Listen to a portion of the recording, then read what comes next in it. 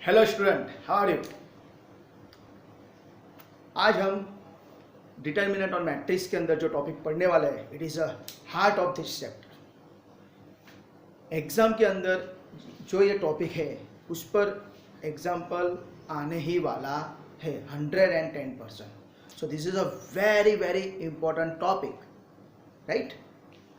तो क्या है टॉपिक? टॉपिक का नाम है solve the equation using matrix, यानी solution of linear equation using matrix, right. कभी कभी यहाँ पे ऐसा भी लिखता है कि यूजिंग इनवर्स मैट्रिक्स, या तो फिर ऐसा भी सिर्फ लिखा होता है सॉल्व द इक्वेशन। तो याद रखना है क्या कि ये जो इक्वेशन होती है लीनियर इक्वेशन, हमने 10th के अंदर method of elimination, method of substitution, method of cross multiplication, Cramer's rule, right, उससे हम सॉल्व किया हुआ है ना। 10th में हमने लोपनी રીત, ગુજરાતીમાં કહે તો ચોકડી ગુણાકાર, આ બધી મેથડ આપણે જોઈ ચૂક્યા છે, है ना। तो वही मेथड हमको यहाँ पे यूज नहीं करनी है। अगर आप ये इक्वेशन सॉल्व करोगे वो मेथड से तो आंसर आ जाएगा, बट आपको मार्क नहीं मिलेंगे, तो याद रखना है। हाँ, तो इस इक्वेशन को सॉल्व करने के लिए आपको क्या करना है, मैट्रिक्स का यूज करना है। हाँ, तो पहले इक्वेशन इस फॉर्म में दिया होगा a1x plus b1y plus c1z equal to d1, a2x plus b2y plus c2z equal to d2 and a3x plus b3y plus c3z is equal to d3। तो आपको पहले ही ऐसा इक्वेशन एग्जाम्पल में दिया हुआ हो। तो आपको यहाँ पे एक चीज याद रखनी है, क्या कि ये जो इक्वेशन है 1, 2 एंड 3, ये 3 इक्वेशन है वो सही मायने में लिखी हुई होनी चाहिए। सही मायने में अरेंजमेंट अच्छी तरह उसका होना चाहिए, यानी x के नीचे x ही होना चाहिए, y के नीचे y ही होना चाहिए और z के नीचे z ही होना चाहिए। और जो भी कांस्टेंट टर्म है विदाउट x y z वो इक्वल टू के अदर साइड पे होनी चाहिए, राइट। यानी d1, d2 और d3 वहाँ पे वेरिएबल x, y और z नहीं है। तो इस तरह के अरेंजमेंट आपको पहले लिखना आना चाहिए। क्या याद रखना है, x के नीचे x, y के नीचे y, z के नीचे z, और विदाउट एक्स वाई जेड जो टर्म है मीन्स कांस्टेंट टर्म, उसको कहाँ पे रखना है, इक्वल टू के अदर साइड पे, राइट, राइट हैंड साइड पे। समझ में आया? तो ये जो इक्वेशन है उसको हम ऐसा बोल सकते हैं linear equation of variable X Y Z, है ना। एक्स वाई जेड के फॉर्म में लीनियर इक्वेशन दिया हुआ है, where a1 a2 a3 b1 b2 b3 and c1 c2 c3 are all and also d1 d2 d3 all are constant. Okay, चलो अभी याद रखना है। तो कैसे सॉल्व करेंगे? तो बहुत इजी टेक्निक है, थोड़ा सा फंडा क्लियर रखना है, राइट। तो पहले हमको ये पूरी इक्वेशन को मैट्रिक्स फॉर्म में लिखना आना चाहिए। यानी क्या है, ये पूरी इक्वेशन को हमको कैसे लिखना है, ax equal to b form में लिखना है। समझ में? ax equal to d, where a is a matrix, x is a matrix and D is also matrix, right? So what is A? A is a matrix like this, right? A यानी कैसा है, तो coefficient matrix, x का coefficient A1, यहाँ पे A2, यहाँ पे A3, right. यानी कोएफिशिएंट मैट्रिक्स बनाना है। बाद में y का कोएफिशिएंट कौन है, B1, b2, b3, बाद में z का कोएफिशिएंट कौन है, c1, c2 एंड c3। तो इस तरह आपको एक A मैट्रिक्स क्रिएट करना है। तो A is called coefficient matrix, coefficient matrix, सहगुणक, गुजराती में कहे तो सहगुणक, राइट। जो मल्टीप्लिकेशन होता है वेरिएबल के साथ उसको बोलते हैं कोएफिशिएंट। ओके, वो लिखना है विद साइन, अगर यहाँ पे माइनस साइन है तो यहाँ पे माइनस लिखेंगे, राइट। बाद में x is what, x is a variable matrix. तो यहाँ पे कितने वेरिएबल है, तो we know that x, y and z, x, y and z 3 variable है, that's why x is a variable matrix, यानी x, y and z। Okay, और बाद में d is a constant matrix. तो जो राइट हैंड साइड पे जो दिख रहा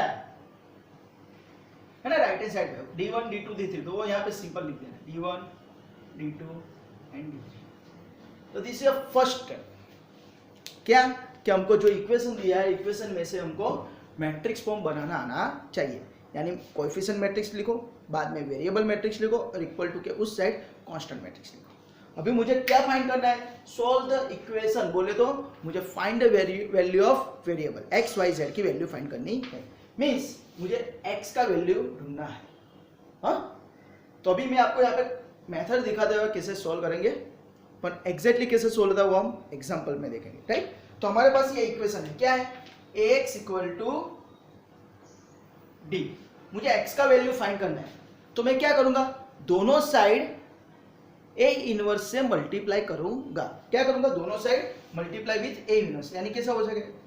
a inverse into x is equal to a inverse into D. समझ में आया? तो यहां पे क्या हुआ?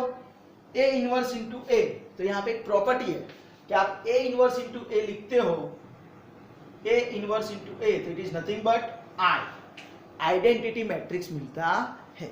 क्या मिलता है? Identity matrix. That's why I into x और a inverse into d is as it is, right. मैंने क्या किया? a इनवर्स से मल्टीप्लाई किया, right. Multiply with a inverse both side, दोनों साइड मैंने a इनवर्स से मल्टीप्लाई किया। बाद में प्रॉपर्टी है, क्या प्रॉपर्टी है sir? a inverse into a is nothing but identity matrix. Again I into x is nothing but x। Identity matrix को किसी भी मैट्रिक्स के साथ आप मल्टीप्लाई करते हो तो आपको क्या मिलता है? वो उसी का, राइट, ओरिजिनल मैट्रिक्स ही मिलता है। Means I into x is nothing but x itself is equal to a inverse into d। तो हम यहाँ वापस याद रखेंगे कि I into any matrix is nothing but itself. हाँ, वन के साथ कुछ भी मल्टीप्लाई करते हैं तो क्या मिलता है हमको? वही नंबर मिलता है ना। 1 इंटू 100 इज 100। तो सिमिलरली वही प्रॉपर्टी यहाँ पे यूज होती है कि I into any matrix is itself. Okay, तो इस तरह हमको ये x मिल जाता है। Now we know that a inverse का आंसर क्या है? तो a inverse is nothing but, formula क्या है? 1 upon determinant of a into adjoint of a into d। तो this is my x, right. अगर मैं इसको सिंप्लीफाई करता हूँ तो ये जो है adjoint of a into d करूंगा तो मुझे कुछ आंसर मिलेगा। Suppose p q and r, ऐसा एक मैट्रिक्स मिलेगा। और लेफ्ट हैंड साइड पे क्या है? x y and z। समझ में? तो इस तरह ये मुझे आंसर मिल गया।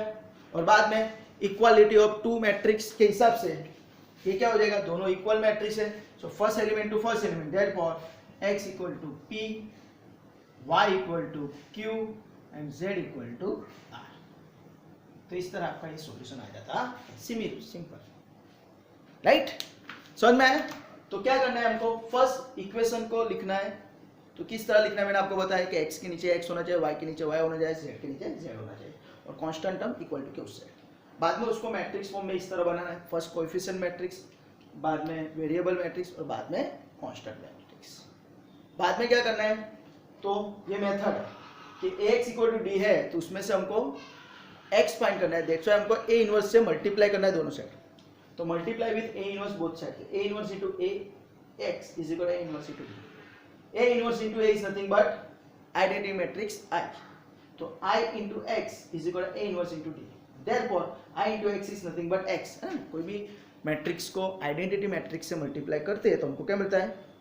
वही का वही मैट्रिक्स मिलता है। दैट्स व्हाई x और x equal to a inverse d। बाद में a इनवर्स का फॉर्मूला लिख के a इनवर्स फाइंड करो या तो फिर directly adjoint of a into d करो और ऐसा मिलेगा और दोनों को इक्वल कर दो तो हमको आंसर मिल जाएगा। यही मेथड हम 3 वेरिएबल के लिए लिखा है। सिमिलरली हम 2 वेरिएबल के लिए भी कर सकते हैं, राइट। अगर आपको ऐसा इक्वेशन दिया है a1x plus b1y is equal to c1 and a2x plus b2y is equal to c2, तो सेम प्रोसेस हमको करना है, राइट। तो ये मैंने सिर्फ आपको ये मेथड दिखा है किस तरह सॉल्व होगा, राइट। अभी हम उसके बेस पे अभी आगे हम एग्जाम्पल देखें तो आपका फंडा कंप्लीटली क्लियर हो जाएगा। अगर कुछ भी डाउट है, कुछ भी क्वेरी है तो आपको मुझे कमेंट सेक्शन के अंदर कमेंट कर देना है। Okay, this is only logic, मैंने आपको स्टेप ही दिखाया कि किस तरह हम एग्जाम्पल सॉल्व करने वाले हैं, राइट। तो हम अभी नेक्स्ट में जब एग्जाम्पल सॉल्व करेंगे तब आपको परफेक्टली आइडिया और कॉन्सेप्ट इसका क्लियर होगा। Okay, till enjoy, take care.